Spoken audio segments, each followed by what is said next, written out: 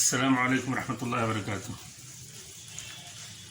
بسم اللہ الرحمن الرحیم۔ عزیز طلباء، سورہ بقرہ کی ان آیات میں بنو اسرائیل کا تذکرہ چل رہا ہے، اور سورہ بقرہ کی آیت نمبر 40 سے بنو اسرائیل سے خطاب شروع ہوا تھا، اور میں نے 3-4 دن پہلے یہ بات عرض کی تھی کہ کسی دن نظم قرآن کے تعلق سے امام شوکانی رحمۃ اللہ علیہ نے تقریباً 1.5-2 صفحے میں بڑی فاضلانہ اور عمدہ بحث کی ہے، اور ان لوگوں پر تنقید کی ہے جو لوگ قرآن مجید میں نظم اور آیات کے درمیان مناسبت ڈھونڈنے میں مبالغہ آرائی سے کام لیتے ہیں، اور اس سلسلے میں جن تکلفات کے مرتکب ہوتے ہیں اس کے کیا نقصانات ہیں، اس پر علامہ شوکانی رحمۃ اللہ علیہ نے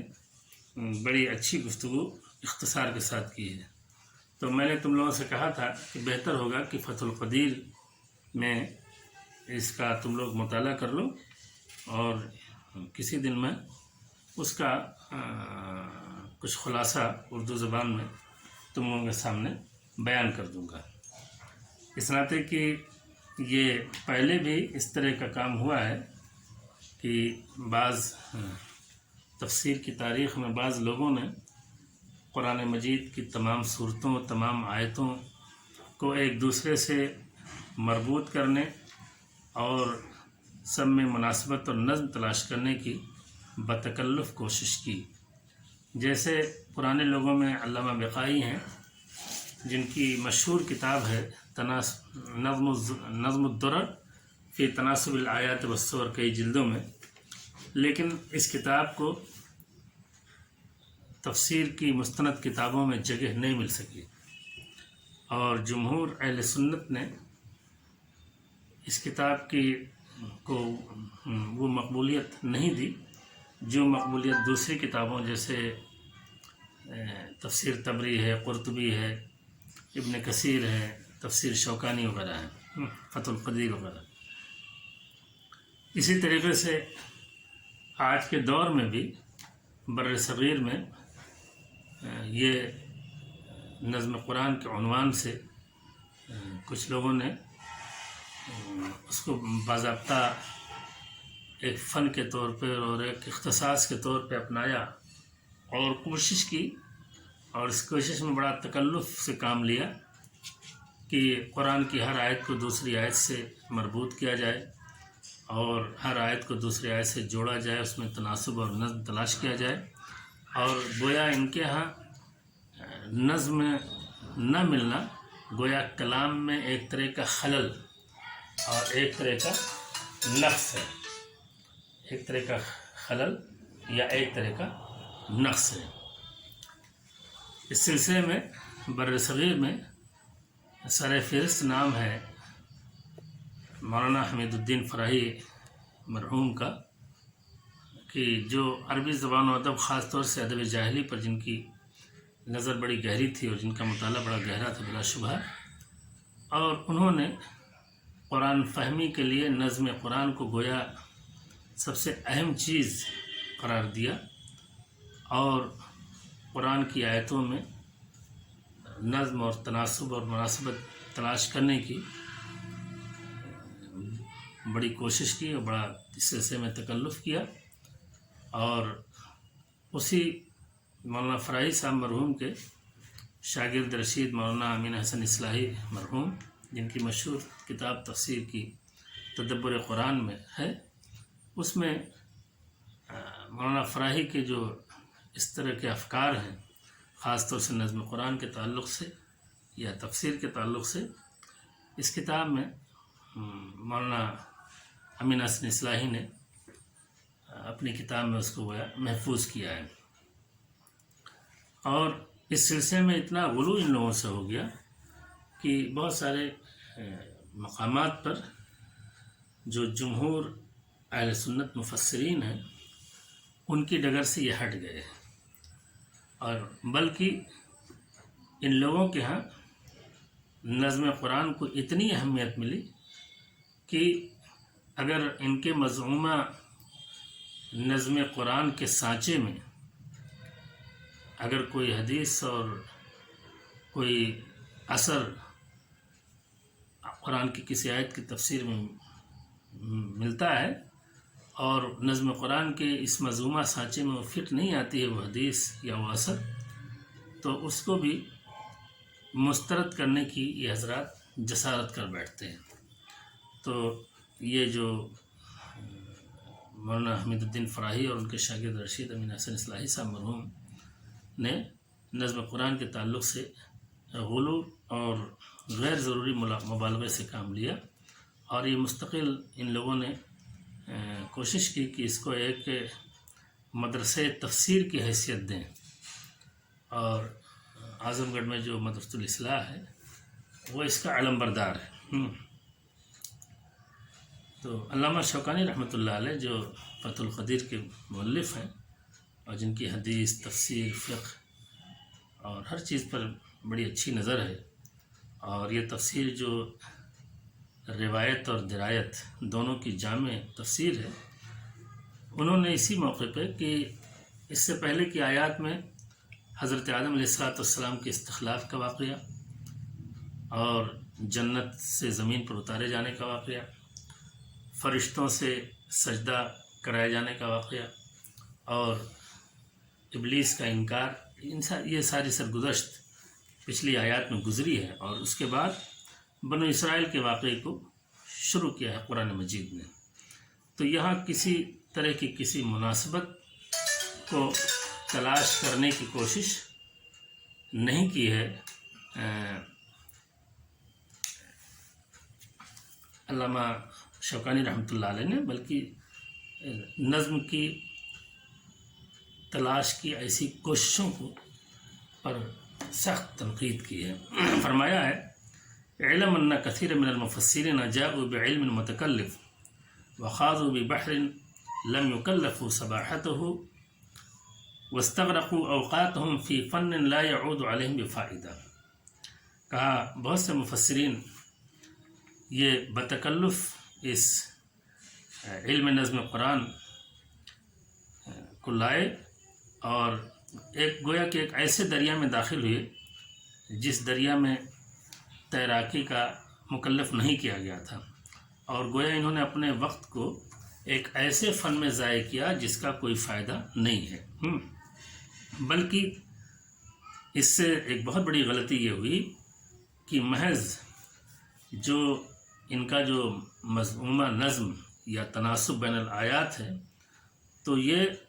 گویا کہ یہ محض رائے کی پر مبنی ان کا ایک نظریہ ہوتا ہے، جس سے کہ وہ تفسیر کرتے ہیں یا قرآن فہمی کی کوشش کرتے ہیں، اور ظاہر ہے اللہ کی کتاب کے سمجھنے میں بہت زیادہ اپنے فہم اور اپنے رائے پر بھروسہ کرنا، اور وہ بھی نظم کی بنیاد پر محض، اور وہ نظم جو کوئی منصوص نہیں ہے بلکہ ان کا مزعومہ ہے نظم، اور ان کی اپنی ایک سمجھ ہے، تو اس سے یہ تفسیر بالرائے کی غلطی کے مرتکب ہو جاتے ہیں۔ کہا وذلك انهم ارادوا ان يذكروا المناسبة بين الآيات القرآنية المسرودة على هذا الترتيب الموجود في المصاحف، فجاءوا بتكلفات وتعسفات يتبرأ منها الإنصاف ويتنزه عنها كلام البلغاء فضلا عن كلام الرب سبحانه حتى افردوه ذلك بالتصنیف۔ علامہ شوکانی کہتے ہیں کہ جب ان لوگوں نے قرآنی آیات جو موجودہ ترتیب کے ساتھ مصحف میں پائی جاتی ہے، اس میں جب مناسبت یہ بیان کرنے لگتے ہیں تو غیر ضروری تکلفات کا ارتکاب کرتے ہیں، جس سے کہ انصاف بری ہے، جس کا انصاف سے کوئی تعلق نہیں، اور اصحاب زبان فصیح اور بلیغ لوگوں کے کلام اس طرح کے تکلفات سے پاک ہوتا ہے، چے جائے کہ رب العالمین کا کلام. یہاں تک کہ بعض لوگوں نے مستقل نظم قرآن کی بنیاد پر کتاب لکھ ڈالی اور اسی کو اپنی کتاب کا سب سے اہم مقصد قرار دے دیا. مثال کے طور پر علامہ شوکانی نے بقائی صاحب کا نام ذکر کیا ہے کہ کما فعل البقائی فی تفسیرہ، اور کہا کہ وَإِنَّ هَذَا لَمِنْ أَعْجَبِ مَا يَسْمَعُهُ مَنْ يَعْرِفُ أَنَّ هَذَا الْقُرْآنَ مَا زَالَ يَنْزِلُ مُفَرَّقًا عَلَى حَسْبِ الْحَوَادِثِ الْمُقْتَضِيَةِ لِنُزُولِهِ مِنْ نُزُولِ الْوَحْيِ عَلَى رَسُولِ اللَّهِ صلی اللہ علیہ وسلم إِلَىٰ أَنْ قَبَضَهُ اللَّهُ عَزَّ وَجَلَّ. کہا اور یہ بڑی حیرت کی بات ہے جو بھی اس بات کو جانتا ہے کہ یہ قرآن مجید تھوڑا تھوڑا الگ الگ مختلف مواقع پر اور مختلف اسباب اور مختلف واقعات کے پس منظر میں نازل ہوا ہے، اور جب سے نازل ہونے کا سلسلہ شروع ہوا رسول اکرم صلی اللہ علیہ وسلم پر وحی کے نزول کا سلسلہ شروع ہوا اور جب تک آپ کا انتقال نہیں ہوا، تو ظاہر ہے کہ اسباب مختلف ہیں، حوادث اور واقعات مختلف ہیں، اور ان مختلف واقعات اور مختلف مواقع پر قرآن مجید کے مختلف حصے نازل ہوئے ہیں. تو کوئی بھی عقل مند آدمی فضلا عن عالم لا يشك ان هذه الحوادث المقتضية نزول القرآن متخالفة باعتبار نفسها، ہر صاحب بصیرت بلا شبہ اس بات کو سمجھے گا کہ یہ جو قرآن مجید کے نزول کے جو مختلف اسباب ہیں، بلکہ ایسے اسباب ہیں جو ایک دوسرے کے مخالف ہیں اور متناقض ہیں. مثلا کہیں کسی چیز کو حلال چیز کو حرام قرار دیا گیا، کہیں کسی حرام چیز کو حلال قرار دیا گیا، کسی شخص یا کچھ لوگوں کے لیے کوئی چیز ثابت کی گئی جو پہلے لوگوں کے لیے جو ثابت تھی اس کے مختلف ہے. کہیں کلام قرآن مجید میں مسلمانوں کے ساتھ ہے، کہیں کافروں کے ساتھ ہے، کہیں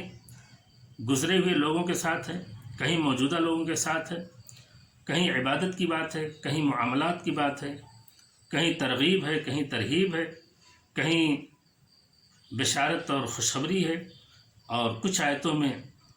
دھمکی ہے، انذار ہے، ڈرایا جانا ہے، کہیں دنیا کے معاملات پر تبصرہ ہے، کہیں آخرت کے معاملے پر تبصرہ ہے، کہیں مختلف فرائض کا بیان ہے، اور کہیں ماضی کے واقعات کا تذکرہ ہے. اور جب نزول کے اسباب مختلف اس طرح سے ہیں اور اس طرح سے متباین ہیں تو ایسی صورت میں سب کو ساری آیتوں میں اور ساری صورتوں میں بتکلف تناسب اور نظم تلاش کرنا یہ کہاں کی دانش مندی ہے. تو قرآن مجید جو نازل ہوا ہے در حقیقت یہ اس کی آیتیں، اس کے حصے الگ الگ ہیں، الگ الگ حالات اور الگ الگ مناسبتوں کے پس منظر میں اتری ہیں، لہٰذا ان کو وہ کسی دنیا کے یا کسی انسان کی تالیف کی طرح بہت زیادہ مرتب اور منظم اس کو نہیں تلاش کرنا چاہیے. اور اس سے دراصل ایک طرح سے شک کے دروازے کھول دیتا ہے. ایک آدمی نے اگر اس کوشش سے لوگوں کے ذہن میں یہ چیز پیدا ہو گئی کہ کسی کلام کے فصیح اور بلیغ ہونے کے لیے یہ ضروری ہے، یا کسی کتاب کی فصیح اور بلیغ ہونے کے لیے ضروری ہے کہ وہ اس کا ہر جملہ دوسرے جملے، اس کی ہر آیت دوسری آیت سے مربوط ہو، دونوں کے درمیان مناسبت ہو، نظم ہو. اور اگر قرآن مجید کا ایک طالب علم اس نظم تک نہ پہنچے، وہ نظم بظاہر وہ نہ محسوس کر سکے، چاہے وہ اپنے کوتاہ علمی کی بنیاد پر کسی وجہ سے، تو جب وہ اس طرح سے پائے گا تو اس کے دل کے اندر ایک طرح سے شک اور ریب پیدا ہوگا، اور پھر وہ یہ سمجھے گا کہ قرآن گویا کی فصیح و بلیغ نہیں ہے اور نہ ہی قرآن معجزہ ہے، جب تک کہ مناسبت اور نظم اس کو پتہ نہ چل جائے. تو یہ بڑی اچھی چیز ہے، اور ہمارے طلبہ کو چاہیے تاکہ کہ اس بحث کو تقریباً 1.5-2 صفحے میں ہے، اس کا مطالعہ کر لیں، سمجھ لیں، تاکہ آئندہ جب وہ تفسیر کی کتابوں کا مطالعہ کریں تو وہ نظم قرآن کے تعلق سے اور قرآنی آیات اور قرآن کے مختلف حصوں کے درمیان ربط و تعلق اور مناسبت کی تلاش کے تعلق سے میں غلو آمیز اس کوشش کو بنظر تحسین نہ دیکھیں۔ ٹھیک ہے، قرآن مجید کی بہت ساری آیتیں ایک دوسرے سے مربوط ہیں اور جس کا موضوع ایک ہے، اور ایک موضوع اور ایک واقعے سے متعلق جو آیتیں ہیں ان میں ایک دوسرے سے ربط واضح ہے، اور یہ اس طرح کی جہاں بھی بات آتی ہے تو جمہور مفسرین، وہ چاہے طبری ہوں، قرطبی ہوں، اور اسی طریقے سے علامہ شوکانی ہوں، ابن کثیر ہوں، وہ سب اس کو ذکر کرتے ہیں، لیکن پورے قرآن مجید کو کہ ہر آیت کو دوسری آیت سے مربوط کرنے کی جو بعض لوگوں کی طرف سے غلو آمیز کوشش کی گئی ہے، اس سے کوئی خاص فائدہ امت کو نہیں پہنچا ہے، اور نہ تفسیر کے باب میں اس سے کوئی فائدہ پہنچے گا، بلکہ اس کے نقصانات ہیں، جیسا کہ علامہ ابن کثیر رحمۃ اللہ علیہ نے ذکر کیا ہے۔ یہ اس لیے آج کے درس میں اس کو میں نے بیان کر دیا تاکہ ہمارے طلبہ جب خاص طور سے نظم قرآن اور تناسب بین الآیات والسور کے حوالے سے جو فراہی مکتب فکر ہے، جس کو مستقل ایک تفسیری اسکول کی حیثیت دینے کی کوشش کی جا رہی ہے یا کی گئی ہے بر صغیر میں، تو اس کے جو اضرار ہیں، اس کی جو سلبیات ہیں، ان سے اپنے آپ کو محفوظ رکھ سکیں۔ میرے کہنے کا یہ مطلب نہیں ہے کہ تدبر قرآن کا انسان مطالعہ نہ کرے اور فراہی صاحب کی کتابوں کا مطالعہ نہ کرے، یہ مقصد نہیں ہے۔ مقصد یہ ہے کہ جو نظم قرآن کو جو حیثیت ملنی چاہیے وہی حیثیت دی جائے، اور وہ کسی انسان کی تصنیف کردہ یا تالیف کردہ کتاب نہیں ہے کہ وہ انسانی کتابوں کی طرح سے ہر الگ الگ باب، فصل اور ایک مرتب انداز میں، جیسے کہ ایک انسانی تخلیق ہوتی ہے، انسانی کتاب انسان کی لکھی ہوئی کتابیں ہوتی ہیں، اس انداز پر قرآن مجید کو پر نہ تولا جائے۔ یہ اللہ کا کلام ہے، اللہ کا کلام 23 سالوں میں متفرق اترا ہے، اور ترتیب نزول الگ ہے، اور قرآن مجید میں جو موضوعہ ترتیب ہے مصحف کی وہ الگ ہے۔ لہٰذا جو اس طرح کی کوشش کی جاتی ہے، یہ کوشش، اس سے کوئی امت کو یا تفسیر کے باب میں کوئی خاص فائدہ نہیں ہے۔ اللہ سے دعا ہے کہ اللہ تعالی ہمیں قرآن فہمی میں صراط مستقیم پر گامزن رہنے کی توفیق عطا فرمائے۔